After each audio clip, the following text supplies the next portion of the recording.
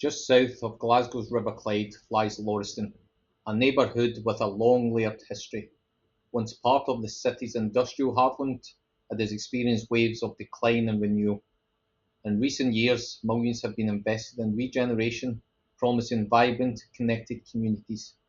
Yet, beneath the modern architecture, another reality unfolds, one defined not by prosperity, but by persistent signs of neglect. Once a symbol of regeneration, Laurieston now bears the mark of neglect. Behind its modern facades, glossy redevelopment brochure, lies a deeper story, one not of progress, but of persistence.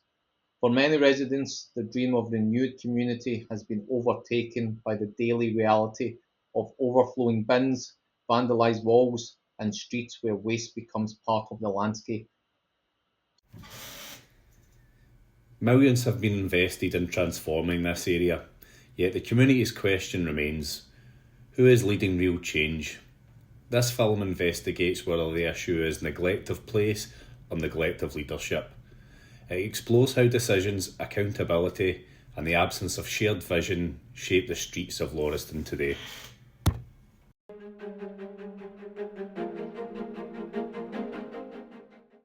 Fly tipping and graffiti are not only environmental concerns, they are social indicators.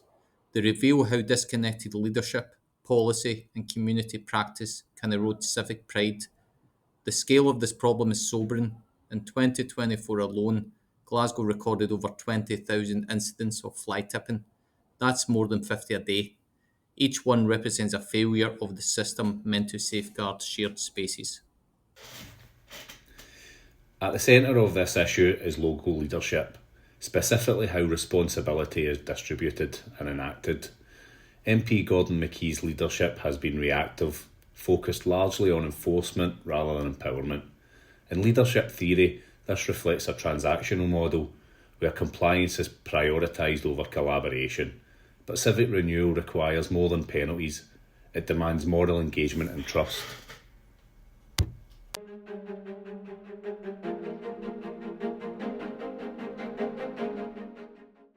Gordon McKee's public communications emphasise fines, clean-up schedules and short-term funding allocations. His approach reflects the core of transactional leadership: reward and punishment mechanisms intended to achieve visible results quickly. Yet while these measures may tidy a street, they rarely transform behaviour. Transformational and servant leadership models suggest a different route, one based on shared purpose, listening and co-creation, rather than enforcing order. These approaches cultivate ownership. Imagine a Laurieston where residents are partners in decision making, not passive recipients of directives. The gap between these philosophies defines the leadership tension at the heart of this community.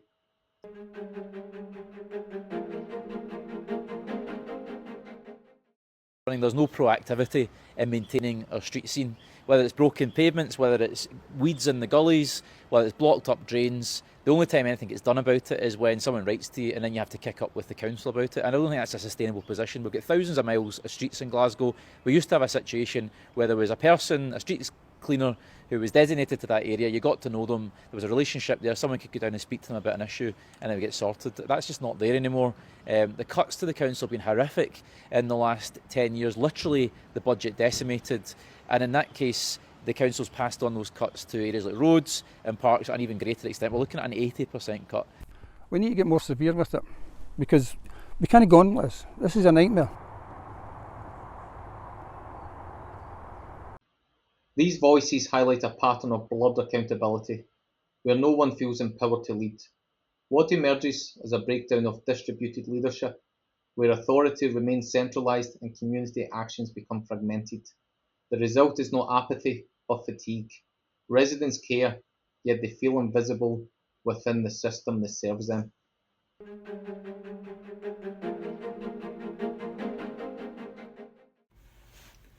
Examining policy documents and interviews reveals a consistent trend. Transactional enforcement dominates. Clean-up operations and fines are launched after public pressure spikes, but little is done to understand the root causes. Leadership here operates reactively rather than adaptively. In leadership terms, the distance between policymakers and the people they represent reduces the capacity for shared learning. Adaptive leadership, as defined by Heifetz and Linsky, calls for engaging those closest to the challenge and defining the solution. Until that happens, Laurieston's response will remain tactical rather than transformational. Transformational leadership, as Per Bass describes, inspires vision and shared identity. It encourages people to act not out of obligation, but belief in a collective goal.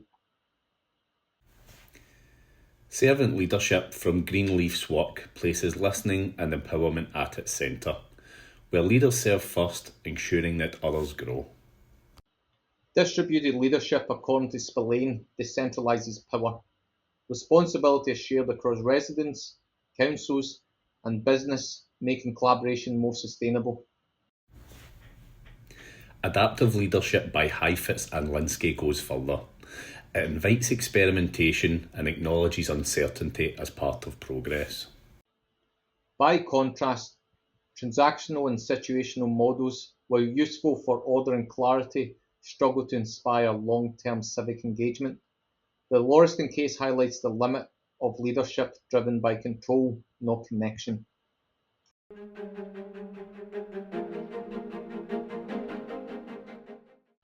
Across our analysis, one theme persists.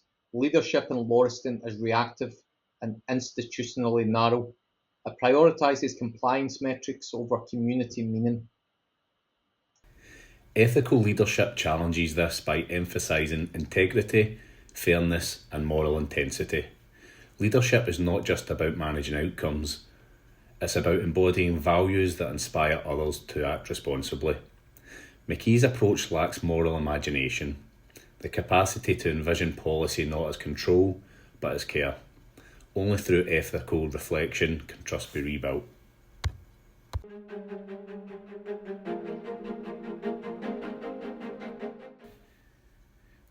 We propose a hybrid leadership model, combining transformational, servant and distributed principles.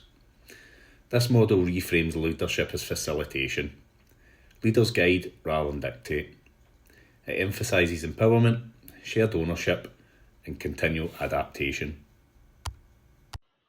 The Laurieston Environmental Leadership Forum could bring together residents, schools and local businesses. Each partner would hold a defined yet flexible role, ensuring that leadership becomes a collective process. Through small visible wins, clean-up events, youth engagement and public dashboards, trust can grow where cynicism once stood.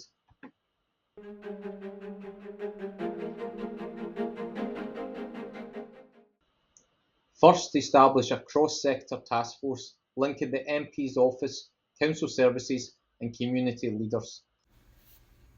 Second, introduce servant-led clean-up incentives, where volunteers are recognised as civic partners.